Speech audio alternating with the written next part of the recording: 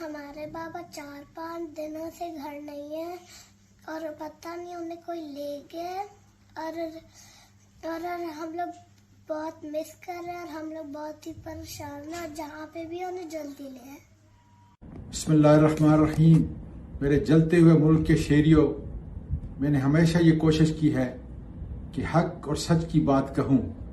یہ ایک مسلمہ حقیقت ہے کہ پچھلے 30-40 سال سے طاقت کا سرچشمہ عوام نہیں بلکہ اس ملک کا آرمی چیف رہا ہے۔ وہ ہر قانون اور آئین سے بالا تر ہے، اس لیے ہمارا ملک ملائیشیا، سنگاپور اور ترکی نہیں بن سکا۔ اسی غیر قانونی، غیر آئینی طاقت کے پس منظر میں 10 مارچ کو جنرل باجوہ نے اپنی طاقت کا مظاہرہ کیا اور ملک کے سرکردہ جرائم پیشہ افراد کو اس ملک کی بھاگ دوڑ دی، مگر بدقسمتی یہ کہ آج بھی وہ ظلم اور تباہی کا سلسلہ شدت سے جاری ہے۔ اب اس ملک کے مستقبل کا فیصلہ کرنا صرف آرمی چیف کے ہاتھ میں ہے کہ اس ملک کو تباہی سے بچانے کے لیے پاکستان کو وہ کہاں لے کے جانا چاہتا ہے۔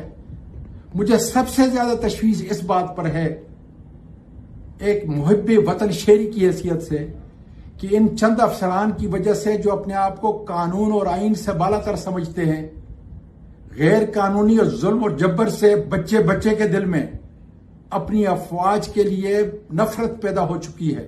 اس لیے آج ہمارے آرمی چیف کو چاہیے کہ اس نفرت کی آگ کو ٹھنڈا کرنے کے لیے لوگوں کے گھروں پہ ریڈ کرنا بند کر دیں، خواتین کی بے حرمتی کرنا، سیاسی کارکنوں اور میڈیا کے لوگوں کو تشدد کر کے قید کرنا، اس سے مزید حالات خراب ہوں گے۔ خدا را پاکستان کو مشرقی پاکستان بنانے سے بچائیں۔